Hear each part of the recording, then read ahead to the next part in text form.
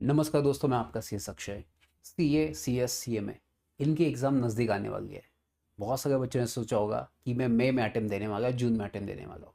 तो कुछ important point दिमाग में याद रखना। जब भी आप सीए, सीएस, सीएमए की क्लासेस कहीं पे भी करोगे, एक पॉइंट याद रखना कि पढ़ना इंपॉर्टेंट नहीं है, जो आपने पढ़ा उसको एग्ज़ाम में इम्प्लीमेंट करना बहुत इंपॉर्टेंट है। मैं एग्जाम्पल बताता हूँ। इंडिया में बहुत सारे बच्चे सीए, सीएस, सीएमए में क्लास लगा देते हैं।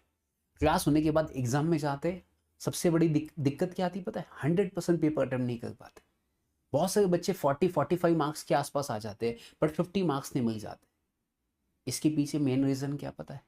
क्लास में सिलेबस खत्म हो जाता है, क्लास में सब कुछ पढ़ा के हो जाता है, बट बच्चों को इम्प्लीमेंट कैसे करना है, उसका आंसर राइटिंग कैसे होना चाहिए, उसको अपन ने एग्जाम में आंसर को फॉर्म कैसे करना है, बच्चे वहां अटक जाते हैं। और यही रीज़न है कि आज इंडिया में सी एस सी में की अगर मैं बात करूं तो पासिंग जो परसेंटेज है बच्चे कहते हैं बहुत कम है। क्योंकि कंसेप्ट आना इंपॉर्टेंट नहीं है, उस कंसेप्ट को प्रेजेंट करना वो भी इंपॉर्टेंट होता है। तो आज के बाद अगर आप जून में अटेम्प्ट देना चाहते हो या मई में अटेम्प्ट देना चाहते हो, तो मेक श्योर दैट कि आपने जो पढ़ा है उसको इंप्लीमेंट कर सकते हो। बिकॉज ये एग्जाम उसकी नहीं है कि आपने 400 पेजेस की नोट्स पढ़ी है, 500 पेजेस की नोट्स पढ़ी है। एग्जाम ये है कि वो 3 घंटे की एग्जाम में आप 24 पेजेस अगर लिख पाए, वो एग्जाम है। अगर 100% पेपर अटेम्प्ट किया, वो एग्जाम।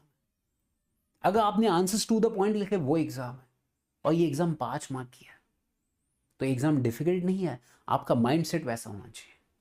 तो अगर आप मई जून के अटेम्प्ट करना चाहते हो तो प्लीज़ ऐसा ही प्रिपेयर करना कि जो टॉपिक मैं पढ़ चुका हूँ आज, उसका मैं आंसर लिख सकता हूँ, उसका मैं क्वेश्चन को सॉल्व कर सकता हूँ। अगर ये कॉन्फिडेंस आप में आ गया तो मैं गारंटी दे रहा हूँ इस मई जून में आप 100% पास हो जाओगे। Thank you so much.